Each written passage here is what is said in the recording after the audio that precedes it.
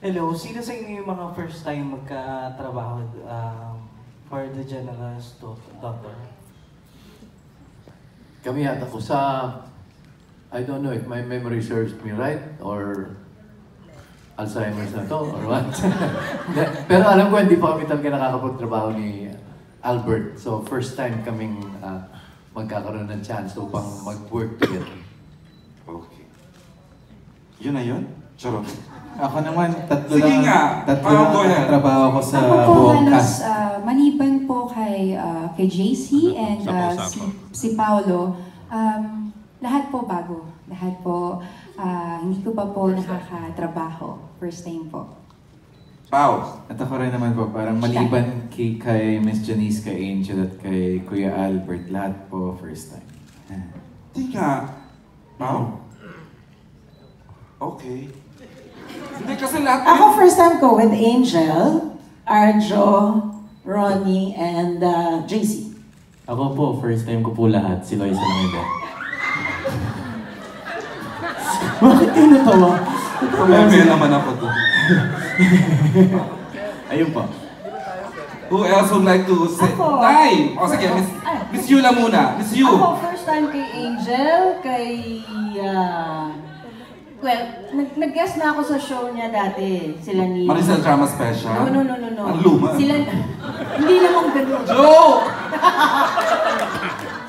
Hindi, sila ni Cesar Montano. Dito rin sa ABS. Yes, kaya ni Miss. Kaya ni Miss. Yes. Oo. So, si Jace... Si Arjo, first time ko. Ay, oo. Yes. Anak ni Ibiang yan. Oo. Matindi. Yes. Si Kuya Pipo, as a teleserye, first time. Wow. Yes. Pero nag-host kami dati. Ano na naman tong revelation na to? Diyos ko! Hindi pa sila pinanganganak. Ano, Miss Yu? Enlighten us.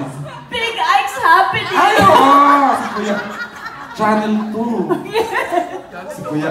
Yes, Channel 2 pa rin. Every night, di ba? Hindi, Sundays. Yes, Big Ike's. Okay. Broadcast City. Okay. Ang luma, no? Ay, no. Hindi nga nila alam kung saan ang Broadcast City, eh. Ay, suki ako dyan, no? May Mary. First time, yun na. Hindi, si Janice na kasi, first time namin ni Lolo. Etching. Lolo Pipo. Tatlong henerasyon to, ha? Tumigil ka. My heart belongs to Daddy. Ay, naging mag-ama kayo! Naging mag-anak. Full cycle. Naging anak ko, naging kapatid ko, naging asawa ko. Grabe yung Tears of Rusted Girl ni Inay Mary. Ba't si Pip? Iba. Hindi pa si Pip. Itong mga batang to, parang gwapo sila, di ba? Sobra, Nay. Oo, ang gagaling nila. Okay. You would know. Ay, hindi ikaw nakatrabaho mo. I can tell pag magaling. Naman. Alam mo, I'm very impressed with Arjo. Because autistic kasi siya dito. Yun na. That's the reason why, So that's the proper word to say it. Autistic siya. Yung anak ko. Kaya dalawa lang kami. Sila, buo ang family. Si Yula at saka si Albert. Si Janice at si Lolo Pipo. Si Pip. Pip. Maganda.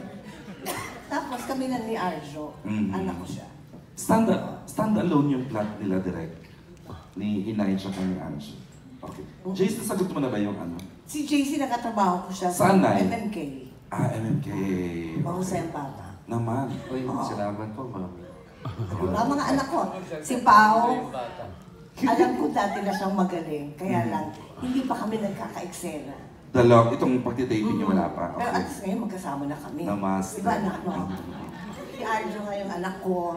At itong batang guwapo to. Na gusto kong sabunutan ang guwapo. Hindi ba si Ronnie? Si Ron? Lalo Pero ko sa siya average nakikita siya. sa dressing room kasi ni Kuya Vice nila. Kuya Ate Vice nila. Diba? Kasi anak ko yun eh. Kaya tawag ko anak. True na. So syempre sila, hindi ko alam kung anong tawag ko. Kuya ba? Ate ba? Ano ba? Tita ba? O diba? Correct. Kaya doon ko nakakita ba, sabi ba itong batang to, gwapo ka? Gwapo kasi ng girlfriend mo. Sabi ka na, ito pala? Oh my God! ako. Umamin si Inay. Hindi pa umamin yung dalawa. Ay, umamin sila sa akin. Oh. I don't know with you guys. But Tita Mary, they said yes. Can't lie to Tita Mary. Yes. Tita Mary is Tita Mary. Pandilatan ka, oh. Di ka amin. At sasabi, umamin. Ayun na! Sabi, opo, good. Are you happy? Yes. Good! O, diba? Bongga. Loisa, sumagot ka na ba? Sinong first time mo dito nakatrabaho?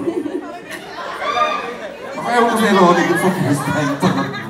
Sa akin po, bukod po kay Direk Mervin, kay Miss Janice, tsaka kay Miss Yula, at kay Direk Manny. at saka si Ronnie pala. Okay. Lahat po first time po Wow. makatrabaho. At masaya po talaga ako dahil napapanood ko po sila lagi, kaya masaya ako na makatrabaho po. May ka ba, Loisa, na unbelievable na na-cast kayo dito? I mean ha, alam ko naman nagde-develop tayo ng new generation of actors. Opo. How did you feel nung sinabi ni Sir Deo o ni Miss Kylie o ni on whoever na you are part of the General's Daughter? Masaya po talaga ako dahil nung nalaman ko pa po si Miss Angel, kasi dati talaga lagi ko po siyang pinapanood, mulawin pa lang po talaga. Kaya sobrang happy po talaga ako na magkasama po dito.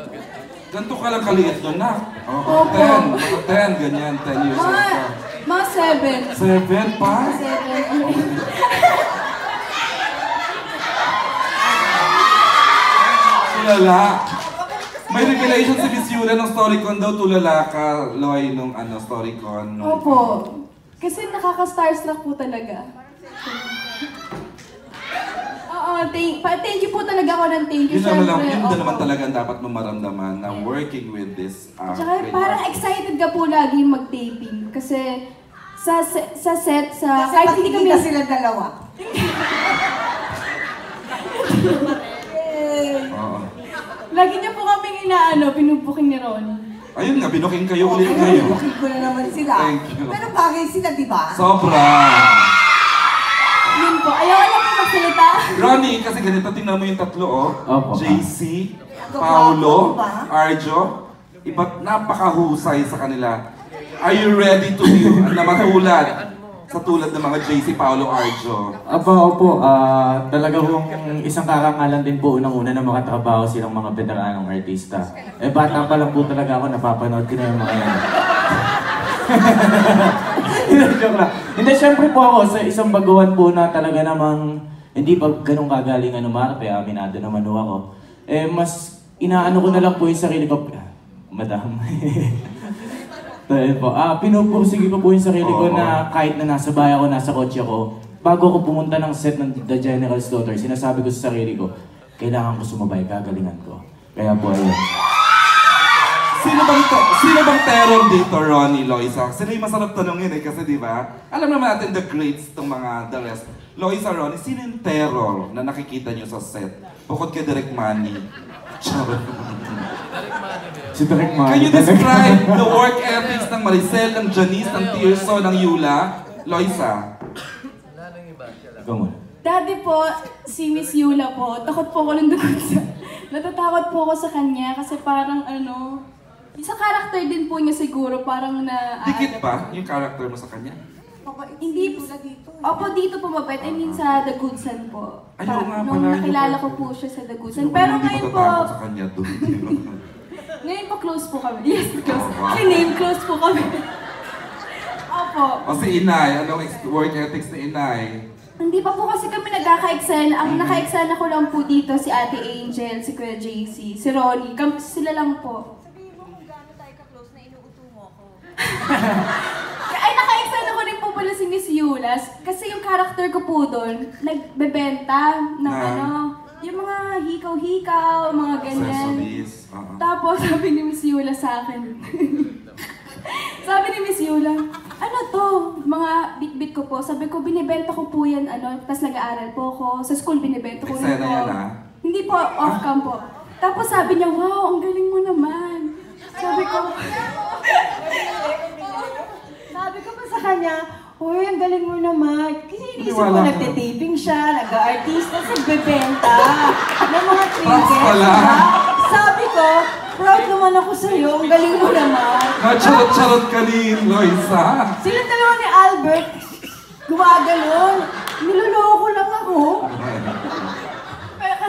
akala niya ako talaga, pero nung sinasabi ko po, seryoso talaga ako, na character ko po yung nagbebenta. Okay. Akala niya po ako.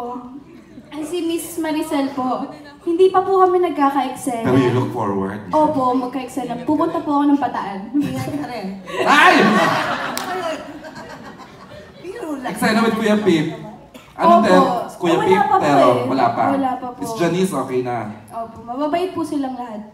Okay. Ronnie, Ako po. sinong talagang kinatatakutan mo dito? Si Madam Angel po talaga ako natatakot. Opo kasi Ka-eksena. nabalitaan ko din po kasi na parang hindi ko nga po siya nabati dati sa Showtime. So natatakot po ako makita siya sa personal pang eksena. Naka-eksena ko na po siya, pero hindi naman po totally na kami talaga yung magkalinyahan. No? Kasama ho kasi ako ni Paolo kasi sidekick niya ho ako doon. Pero... Dikit ka kay Kuya Pao sa Opo, eksena. mas siya po yung lagi kong ka-eksena. At si Husay Loisa. yan, ha? Opo, Pwede ka. sobra.